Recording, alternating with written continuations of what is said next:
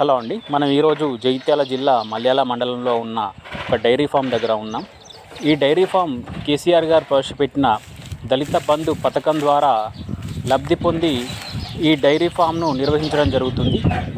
ఈ ఒక్క డైరీ ఫామే కాకుండా దాదాపుగా ఈ ఊరిలో చాలామంది కేసీఆర్ గారు ప్రవేశపెట్టిన దళిత బంధు ద్వారా లబ్ధి పొంది ఆ 10 లక్షలతో డైరీ ఫామ్ అనేది నిర్వహించడం జరుగుతుంది. ఈ యొక్క డైరీ ఫామ్ పూర్తి వివరాలు మనకు ఆ యువ రైతు వెల్లడించడం జరిగింది. ఈ డైరీ ఫామ్ యొక్క పూర్తి వివరాలు మీరు తెలుసుకోవాలనుకుంటే ఈ వీడియోను స్కిప్ చేయకుండా ఎండ్ వరకు చూడండి. Thank you.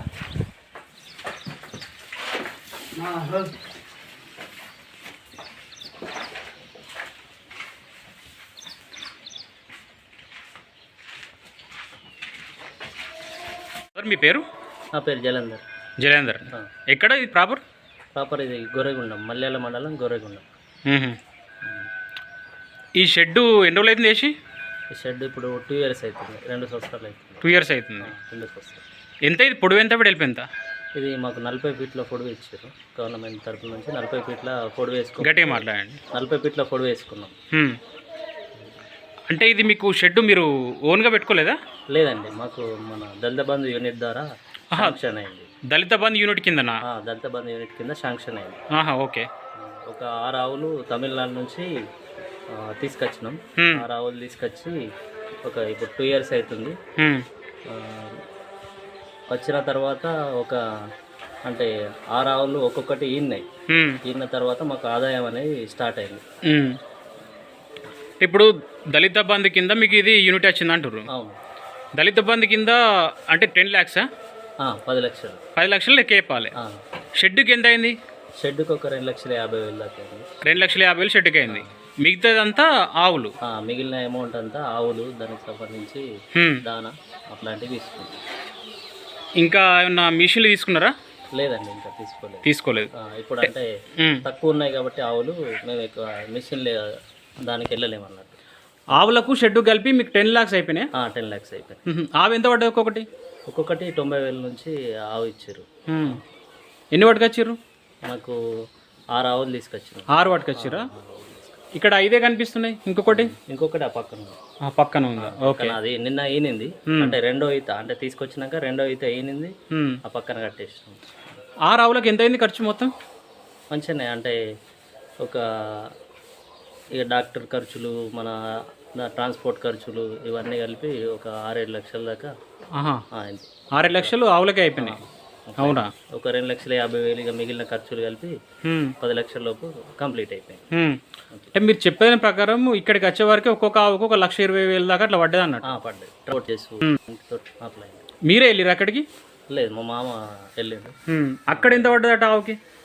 ఆవు అంతే ఇక 90,000 నుంచి. అంటే మనం తీసుకున్న బ్రీడ్ ఇప్పుడు కొంచెం పెద్దగా ఉన్నాయి, దానికి కొంచెం ఎక్కువ కాస్ట్. ఇట్లా చిన్నగా ఉన్నాయి, దానికి కొద్దిగా తక్కువ కాస్ట్. అంటే వాటి యొక్క సైజుని బట్టి, అంటే ఎంత మిల్కింగ్ కెపాసిటీ ఉంది, ఎంత ఉందనే దాని ప్రకారం మనం సెలెక్షన్ చేసుకున్నది మనకు రోడ్లో పంపించారు. ఇప్పుడు ఎంత ఇస్తుంది ఒక్కొక్కటి ఆవు? ఇప్పుడు అటు సైడ్ కట్టేసిందంటే ఒక రోజుకు 12 లీటర్ల వరకు వస్తుంది. ఇక మన దానం ఎట్లా దానా కానీ గడ్డి కానీ ఆ మెయింటెనెన్స్ బట్టి. అంటే పూట కారు ఇస్తుందా? ఒక పూట కారు, అంటే మొత్తం కలిపి ఒక 12 లీటర్ల దాకా ఇస్తుంది ఒక ఆవు. ఇవి ఎంత ఇస్తున్నాయి ఇక్కడ ఉన్నాయి? ఇది 10 లీటర్ల వరకు ఇస్తుంది. ఏది ఈ మన లాస్ట్? ఇట్లా ఇది ఒక 4 లీటర్లు ఇస్తుంది చిన్నది. ఇక అది అంటే అది కూడా ఒక 4 లీటర్లు ఇస్తుంది. యావరేజ్గా అయితే మీకు ఒక 10 లీటర్స్ అట్లా వస్తుంది అన్నట్టు మొత్తంగా. అంటే మనకు స్టార్టింగ్ ఎంత వచ్చిందంటే ఒక 30 లీటర్ల వరకు, 30 నుంచి 40 లీటర్ల వరకు స్టార్టింగ్లో వచ్చింది. స్టార్టింగ్ 6 ఆవులకు కలిపి 30 లీటర్లు వచ్చింది. 30 లీటర్లు అంటే 5 లీటర్స్ పర్ ఒక్క కవ్వు మీద ఒక 5 లీటర్స్ వచ్చినట్టు. అంటే ఇక అప్పుడు మనకు కొంచెం స్టార్టింగ్ కాబట్టి ఏం తెలియలేదు. ఇక దానా పెంచుకుంటూ వేరే కొద్దీ పాలు పెరుక్కుంటూ వచ్చినాయి. ఏంటిది ఇది జాతి? ఏంటిది ఇది? అంటే ఇక రకరకాలు ఉన్నాయి దాంట్లో. ఇది క్రాస్ జెర్సీ, అంటే జెర్సీ లోపల క్రాస్. ఏది ఇదా? ఒకసారి చూస్తారండి. ఇది జెర్సీ లోపల మనకు క్రాస్ అన్నమాట. ఇది క్రాసు. ఇది ప్యూర్ హెచ్ఎఫ్ కాకుండా నార్మల్, ఇవి వేరే హెచ్ఎఫ్ అన్నట్టు. ఇది ప్యూర్ కాదు? ప్యూర్ హెచ్ఎఫ్ కాదు. పక్కది అవి రెండు సేమ్, ఇవి రెండు సేమ్. ఇది సేమ్ అన్నట్టు. ఆ పక్కై ఇది జెర్సీలే. జెర్సీ ఇది కూడా జెర్సీనా? ఇవన్నీ జెర్సీ.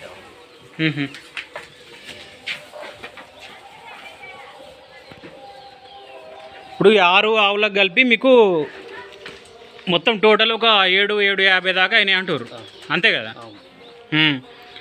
కానీ పాల యావరేజ్ అనేది బాగా తక్కువ వస్తుంది కదా.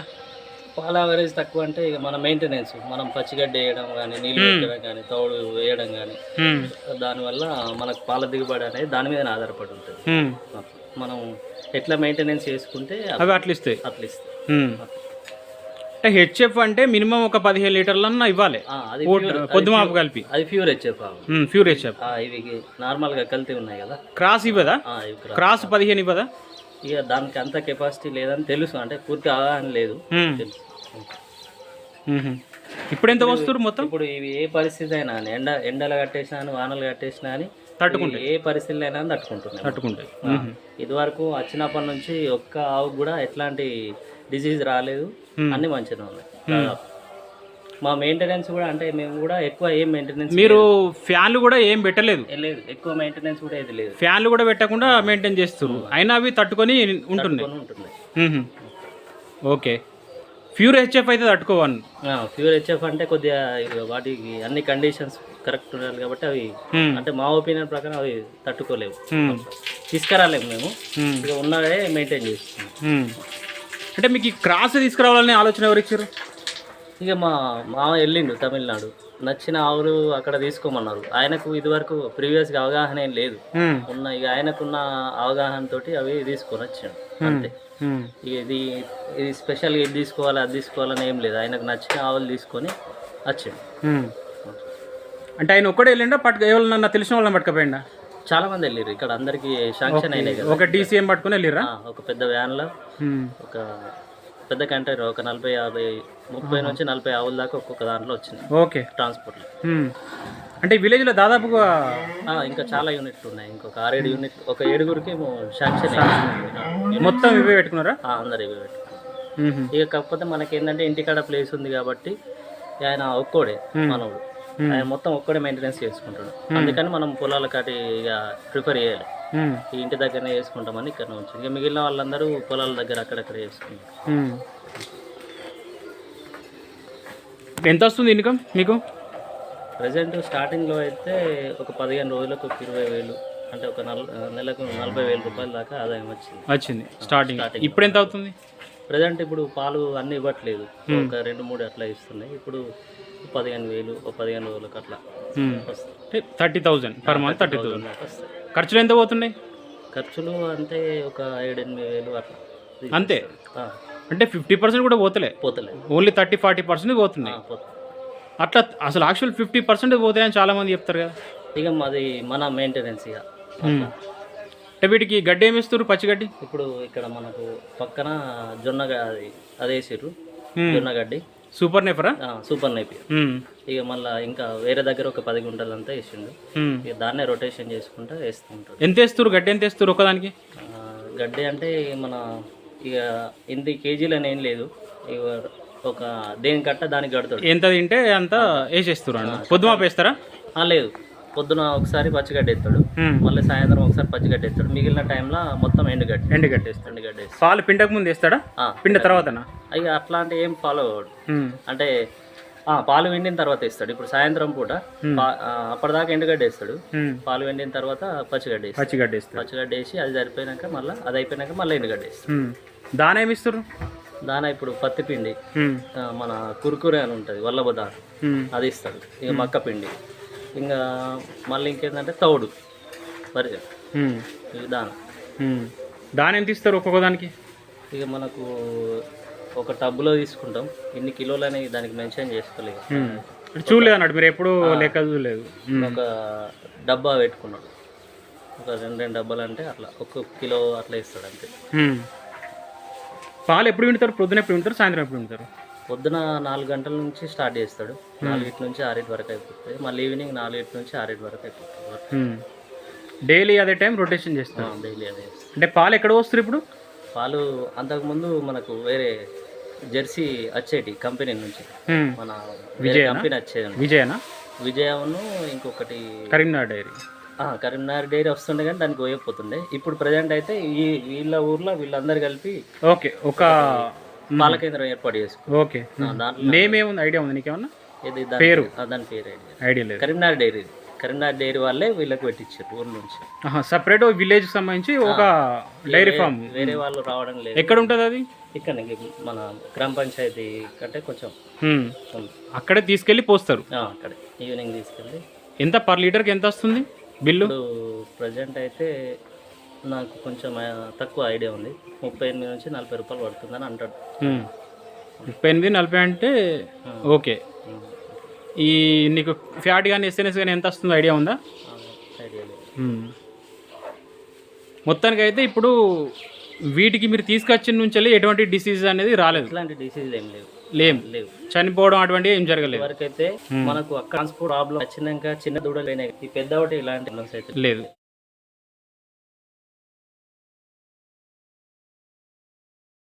వాళ్ళకు మీరు ఇచ్చేసండి. ఇంటి దగ్గర ఎట్లా ఎట్లా యూజ్ వచ్చేది ఆ మెయింటెనెన్స్ లోకి దిగుతాం వాళ్ళు ప్రాబ్లమ్స్ ఫేస్ చేయాల్సి వస్తుంది. ఏమైనా కానీ చేస్తా అనే విధంగా ఉంటేనే దీంట్లో మనం నిలదొక్కుతాం, సక్సీడ్ కావచ్చు. ఇప్పుడు మీ టోటల్గా ఇన్వెస్ట్మెంట్ వచ్చేసి అంటే ఒకటి దాని ద్వారా కాబట్టి నార్మల్గా 10 lakhs ఇన్వెస్ట్మెంట్ లైఫ్ తీసుకొచ్చేసి అవుతుంది కదా, రికవర్ అయిందా? ఇక అయినాయి రికవర్ అయినట్టు ఈ ఒక అసెటే కదా, హాఫ్ అమౌంట్ వరకు అయితే వచ్చినాయి. హాఫ్ అమౌంట్ ఇవి మళ్ళీ అసెట్ లెక్కనే మీకు. ఇప్పుడు షెడ్ ఖర్చులు ఇట్లా అన్ని మొత్తం క్లియర్ అయిపోయినాయి. 250 ఒక 3 దాకానైతే మొత్తం క్లియర్ అయిపోయినాయి. షెడ్ ఖర్చులు ఏమైనా ఇతర ఖర్చులు అన్ని 5 lakhs దాకా ఇది వరకు అయితే రికవర్ అయింది. రిటర్న్ అయితే వచ్చింది. 5 lakhs అయినట్టు రికవర్ వచ్చింది. మీరు అప్పుడు నష్టం అయితే లేదు. ఇలా నష్టాలు ఎలా వచ్చు అంటే ఐడియా ఉందా? నష్టాలు ఎందుకు రావచ్చు అంటే మనం ఇచ్చే మనం ఒక 1500 వస్తా తెచ్చుకుంటాం. ఏ ఆవు ఎన్ని లీటర్ల కెపాసిటీ ఉంది, ఎంత దాని ఇవ్వాలి అనేది మనకు తెలిసి ఉంటే మనం ఆటోమేటిక్గా నష్టాలు తట్టుకోవచ్చు. మళ్ళా సరైన డైరీ ఫామ్ని ఎంచుకోవాలి, మనకు అక్కడ కూడా ప్రాబ్లమ్స్ రావద్దు. ఇక మన ఎంత గడ్డి తీసుకుంటున్నాయి, మన ఎండుగడ్డి ఎంత పెట్టుకోవాలి అనేది కూడా ఉంచుకోవాలి. మళ్ళీ దాని ద్వారా వచ్చిన పెండ దాన్ని రీసేల్ చేసి దాని ద్వారా మనం ఎట్లాంటి అంటే దాన్ని దేనికి వాడుకోవాలి కూడా తెలుసుకొని మనం లాభాలలో వెళ్ళొచ్చు. దీన్ని కూడా ఒక ఫుల్ టైం జాబ్ లెక్క చేసుకుంటే బాగానే ఉంటుంది. బాగానే ఉంటుంది. కాకపోతే ఇక వీటిని షెడ్ ఇక్కడ ఇచ్చిపెట్టి ఎక్కడో బయట ఉంటే మాత్రం, అంటే నా ఒపీనియన్ ప్రకారం అయితే కష్టపడితే మాత్రం దీనిలో మనం ఎవరికి అందకుండా వెళ్ళిపోవచ్చు. అంటే ఒక జాబ్ తోని సమానంగా దాన్ని మనం చూస్తే జాబ్ చేసిన వాళ్ళు కూడా దీని మీదకి పనికిరారు. సో కొత్తగా పెట్టే వాళ్ళకైతే కష్టపడితే మాత్రం మంచి ప్రాఫిట్స్ ఉంటాయి. ఫలితం ఉంటుంది. Thank you brother.